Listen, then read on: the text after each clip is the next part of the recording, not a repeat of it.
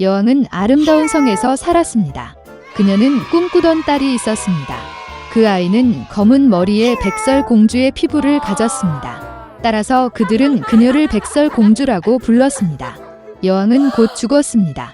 왕은 오랫동안 슬퍼하지 않았고 1년 후 새로운 여왕을 궁전으로 데려왔습니다. 그녀는 아름다웠지만 화가 났습니다. 여자는 마법의 거울을 가져왔습니다. 매일 그녀는 그에 대한 그녀의 반선에 감탄하고 그에게 똑같은 질문을 했습니다. 누가 세상에서 가장 아름답습니까? 거울은 항상 진실만을 말해왔습니다.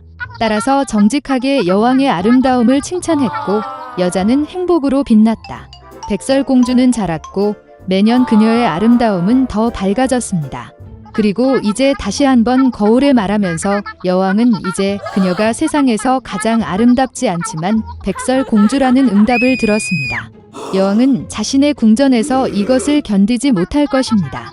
그녀는 충실한 하인에게 공주를 뚫을 수 없는 덤불로 이끌고 죽이라고 명령했습니다. 그러나 하인은 여왕을 위해서도 달콤한 소녀를 죽일 수 없었습니다. 그는 공주를 어두운 숲으로 데려와 그녀를 놓아주었습니다. 그리고 그는 자신이 성으로 돌아와 여왕에게 그녀의 명령을 따랐다고 말했습니다. 오랫동안 공주는 모든 종류의 숲 주민들의 도움을 받아 숲을 헤매었습니다. 백설공주는 그들에게 매우 친절해서 강한 친구가 되었습니다. 저녁에 공주는 우연히 작은 집을 우연히 발견했습니다. 그녀는 그것에 들어가 집에 아무도 없다는 것을 알았습니다. 테이블은 7인용으로 침실에는 7개의 유아용 침대가 있습니다. 그리고 이 집의 모든 것이 아주 작았습니다. 따라서 백설공주는 여기에 7명의 작은 사람이 살고 있음을 깨달았습니다. 길고 힘든 여정 끝에 그녀는 침대 중 하나에 누워 잠들었습니다. 7 난장이는 밤 늦게 집으로 돌아왔습니다. 예상치 못한 손님의 등장에 크게 놀랐다. 잠자는 백설공주는 너무 매력적이어서 드워프들은 그녀를 잠들기로 결정했고 그녀를 깨우지 않았습니다. 아침이 왔다. 백설공주가 일어나서 7 난장이를 보고 무서워했습니다. 그러나 그들은 그녀에게 애정이 있었고 소녀는 그녀의 문제에 대해 이야기했습니다. 그들은 즉시 백설공주를 좋아했고 난쟁이들은 그녀를 그들과 함께 머물도록 초대했습니다. 또한 그녀는 요리, 씻기 및 청소와 같은 집을 돌보는데 동의했습니다. 내일 아침 난쟁이들은 산으로 가서 금과 보석을 채취하고 밤늦게 돌아왔습니다. 일하러 나가는 그들은 백설공주에게 그녀가 사악한 괴물을 두려워하고 낯선 사람들에게 문을 열지 않았다고 경고했습니다. 이때 여왕은 평소와 같이 비밀실로 가서 마법의 거울과 이야기를 나눴다. 그런데 거울은 갑자기 그녀가 세상에서 가장 아름다운 것이 아니라 백설공주라고 말했습니다. 공주가 아직 살아있고 집에 있는 놈들과 함께 살고 있다는 것을. 여왕은 매우 화가 나서 백설공주를 직접 다루기로 결정했습니다. 그녀는 비밀실로 가서 독이 있는 사과를 요리했습니다.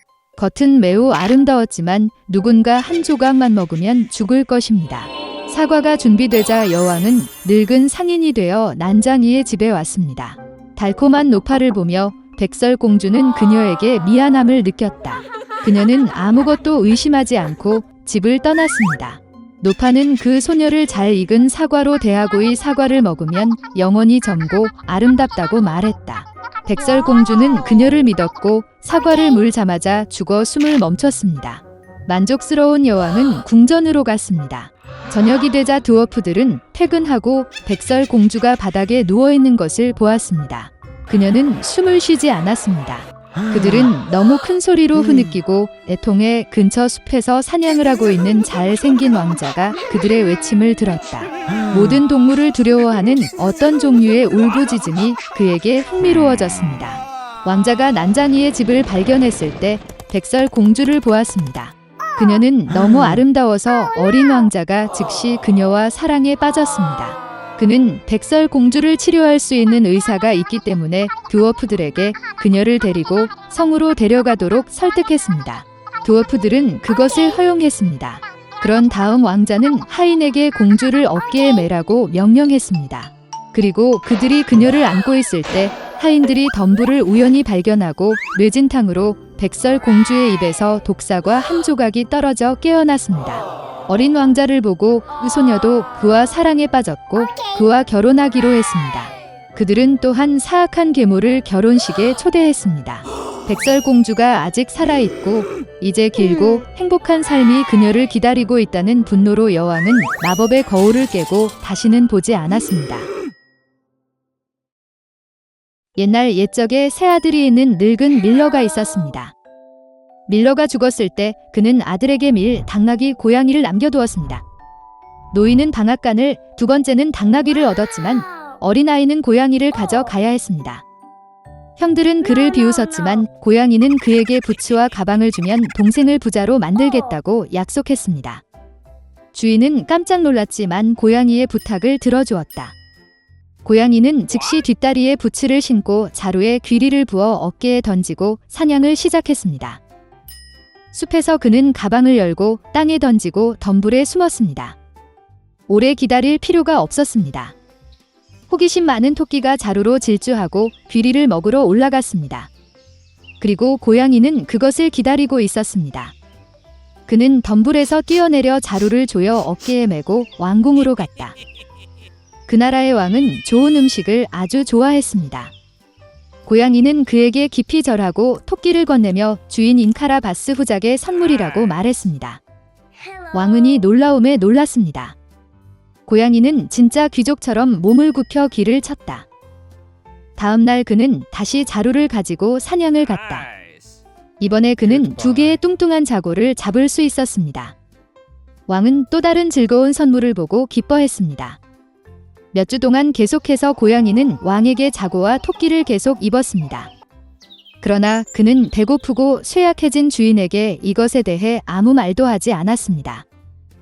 고양이가 궁전에서 공주를 보았을 때 그녀는 매우 아름다웠습니다. 고양이는 그녀가 주인에게 훌륭한 아내가 될 것임을 깨달았습니다. 그래서 왕은 마침내 후작을 만나고 싶었습니다. 고양이는 제 분소가 있는 산책을 위해 내일 그를 찾을 수 있다고 대답했습니다. 그리고 그는 전속력으로 공장까지 달렸습니다. 주인을 보고 고양이는 내일 강에서 수영해야 하며 그의 삶이 바뀔 것이라고 말했습니다. 다음 날 아침 물에 들어가 자마자 고양이는 옷을 집어 덤불에 숨겼습니다. 그 순간 왕실 마차가 길에 나타났습니다. 고양이는 길로 뛰어내려 허파의 꼭대기에서 소리쳤다. 날 구해줘. 도움. 마어키 더 카러베스가 익사합니다. 이 말을 듣고 왕은 후작을 물에서 꺼내라고 명령했습니다. 밀러의 아들은 2명의 경비원이 그를 강에서 끌어내어 따뜻한 물에 몸을 담그고 있을 때 매우 겁을 먹었습니다. 왕은 비단 옷차림을 가져오라고 명령했습니다. 밀러의 아들은 처음에는 거절했지만 자수 옷을 너무 좋아해서 왕실 의상을 기꺼이 입었습니다. 왕은 그를 아름다운 공주가 앉아있는 마차로 초대했습니다. 밀러의 아들은 멍청했지만 더 이상 고민하지 않고 마차에 탔습니다. 1분 후 마차는 거대한 성에서 살았던 거인 식인의 소유였던 들판과 초원을 지나갔다.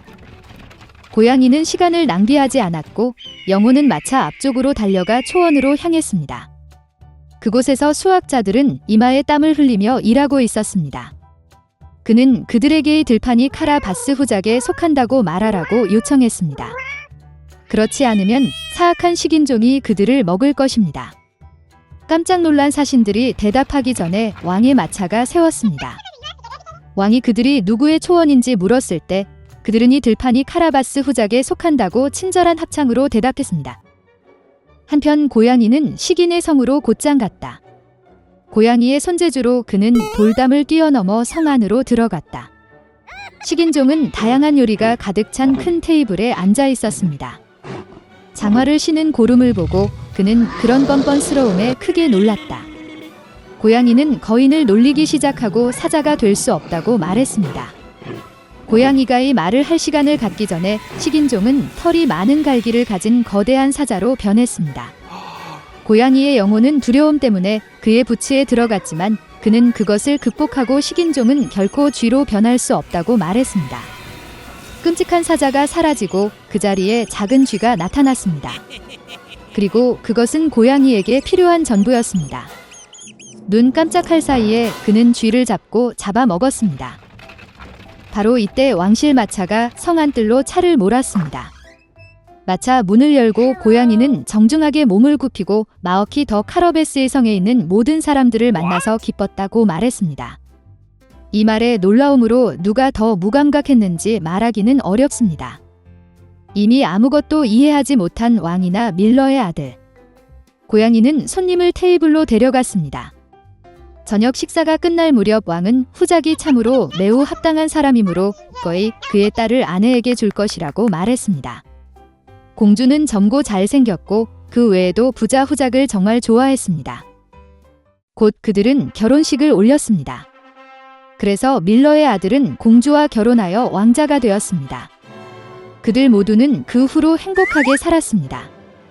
특히 하이 부츠를 신고 자랑스럽게 궁전을 걷는 고양이.